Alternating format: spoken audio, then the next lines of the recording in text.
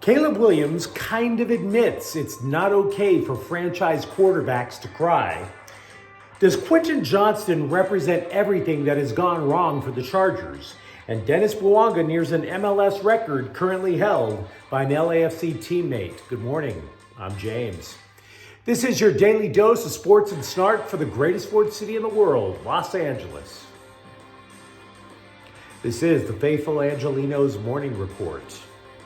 So it is November 29th, 2023. By the time you see this clip, I'll be flying to St. Louis for my next work assignment, making sure I try to stockpile some of that money in Joe Biden's America, guys. And if you like being in the know about LA sports, clickety-clack the like button. Clickety-clack the subscribe button.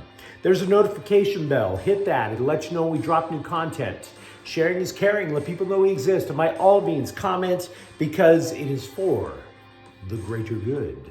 So before we go through the news and notes, a quick look at the scoreboard. There weren't any games involving LA teams yesterday, but today we do have a pretty good slate. The Lakers are in Detroit at 4:30. Cam Reddish is listed as probable for tonight's game. He's missed a week, 3 games total with a groin injury.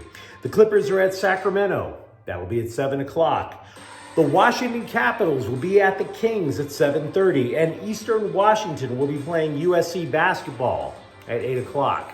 But let's get to the news. Caleb Williams discussed this year of epic lamentations with the LA Times and said one of the lessons that he has tried to figure out is to better control his emotions. You think? Really? You think? He realizes that he will soon be the face of an NFL franchise. And oh, by the way, that owner might not want to be all hype about cutting the fattest of checks to a quarterback crying in plain view after a loss. Quote, "There's a time and a place for everything, but I'm far from ashamed about showing my emotion after any of the losses this year. It shows truth. It shows care. All that. But if I won a national championship or a Super Bowl years down the line, if I was winning, nobody would be saying anything." Unquote.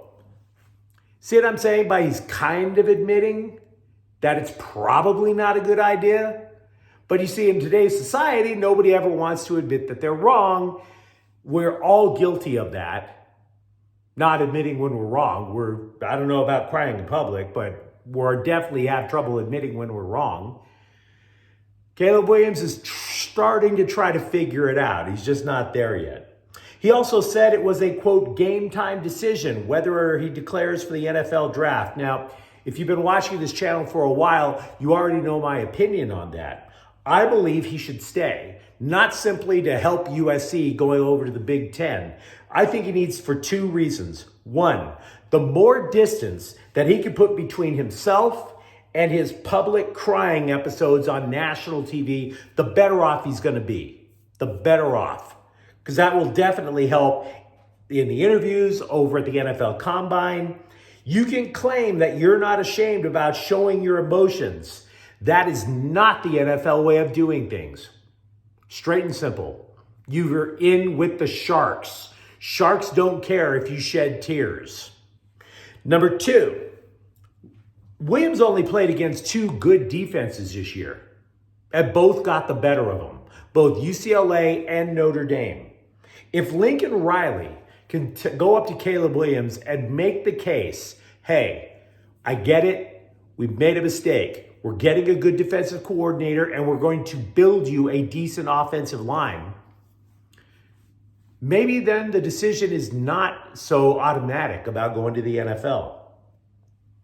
But speaking of players going in and out of the Trojans program, 2 more Trojans have entered the transfer portal. And to be frank, I haven't heard of either of them. So all things being equal, it might be for their best interest. Both play defense. A lineman named Jamar Sakona and a safety, Zamarian Gordon. Sakona only played 5 games under Lincoln Riley in the last couple of years. He wasn't even on the roster this year. And as for Gordon, he played 14 games in 2022, but he was mostly a special teams guy, did not play this season at all. So those are kind of obvious about those guys going to the transfer portal. The rest of the football world, meanwhile, is catching up with something that was noted first during the Sunday Night Football broadcast. Did the Chargers blow it when they selected wide receiver Quentin Johnston in the first round? Now, I want to preface what I'm about to say by admitting it is way too early to refer to Quentin Johnston as a bust. I am not going to go there, right? Also, literally yesterday, I was saying that if I were trying to build the Chargers, I would start by adding offensive skill around Justin Herbert. Because the offense literally right now is how do we get the ball to Keenan Allen as often as possible? That's it. You find a way to limit Keenan Allen, you beat the Chargers. It's just that simple. So for the Chargers to take a wide receiver in the first round of the NFL draft, I don't have a problem with that. But still, Johnston might be the wrong guy. Johnston had 1 reception Sunday for 7 yards. The guy who was taken immediately after Johnston in the draft, Zay Flowers, scores 2 touchdowns for Baltimore in that same game, including the one that put the game on ice. Now, for his 2 cents, Coach Brandon Staley went through another war with the press. It is not going to end well when you battle the scribes that much. Johnston didn't even play in the fourth quarter, right? It was due to an issue with his ribs. Only it turned out that the x-rays came back negative, so it wasn't a broken rib. So his original quote, Staley's, quote, he was cleared to go back in, but he clearly was not like 100%, unquote. So the scribes hear this, and they're like, wait, what? The scribes asked if it was Johnson who said he wasn't 100% or the training staff who said he wasn't 100%. And then all of a sudden, Brandon Staley went Brandon Staley, battling the press about how smart he is compared to everybody else. Quote, he was cleared to come back into the game. I want to be very clear with you because I know this has been challenging for you. He was okay. He was cleared to come back into the game, okay? He was cleared to come back into the game, but he was not 100%, okay? And we also felt like until he was 100%, that we were going to go with the other guys in the game, unquote. Now, that's still not an answer.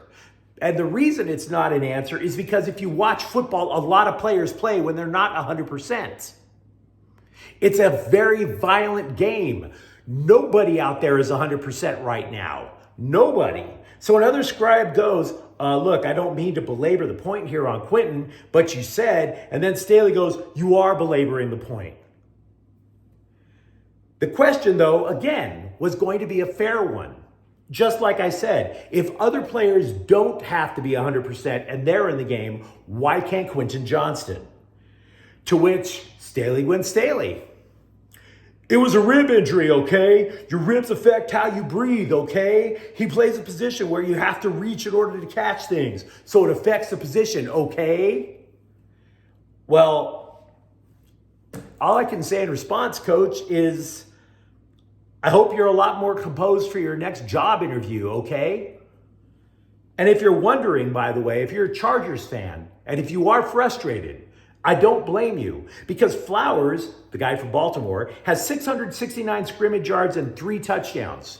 The guy taken after Flowers was Jordan Addison, 668 scrimmage yards with 7 touchdowns. Johnston has 192 scrimmage yards and only 1 touchdown, which is not okay.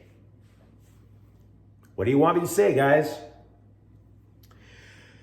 Dennis Bouanga has 37 goals in all competitions this year for LAFC. Now, granted, that does include a goofy midseason tournament that was more of a cynical cash grab for Apple TV. But matches are matches and goals are goals. The point is this. He is literally 1 goal shy of tying the MLS record for goals in all competitions in a calendar year.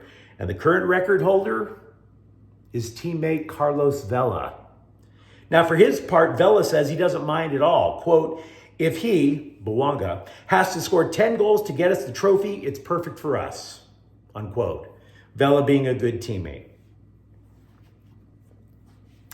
And we have added yet another name to the list of players that the Dodgers are allegedly interested in. 37 names are on that board right now. I mean, good Lord, this is like getting Old Testament long here, right? I mean, you ever read the Old Testament, like the book of Numbers or something like that? It's literally reading, and Otani begets Snell, who beget Chapman, who begat... I mean, golly, guys, genealogy is a mug. But look, the Dodgers radio flagship station is reporting that the Dodgers are allegedly interested in Milwaukee shortstop Willy Adames. As for the other 37 names or 36 names, enjoy. Enjoy your gossip. Speaking of gossiping, Shams Charania of The Athletic went on to a podcast that I don't listen to and talked about the idea of Zach LaVine coming to the Lakers from Chicago. Quote, I expect them to express interest in Zach LaVine. The Bulls, I'm sure, would covet Austin Reeves in any potential Zach LaVine trade, as any team would. If you're the Lakers and you're out there trying to pursue a third star, whether that's Zach LaVine or anyone else that becomes available, the player that teams will ask about is Austin Reeves, 100%. And to this point, the Lakers have not been inclined to move Austin Reeves. They didn't put him in a deal for Kyrie Irving. And so for now, I think the Lakers are going to take a prudent approach, unquote. Normally, as you guys know, I'm not big on talking about trade rumors, but Shams Charania does have legit cred. So I just wanted to at least give you that update. The Bruins basketball team, the UCLA Bruins, has Adaye Mara, who is a 7'3" center, and Adam Bona, who is a 6'9" power forward. But they only grab 31.3% of their missed shots. In other words, for all that height, they rank 134th in the country in offensive rebound percentage. Isn't that crazy? Now, the LA Times is using that stat as part of an argument. Should Mick Cronin dump this sort of twin tower-like approach and go back to a 4-guard lineup?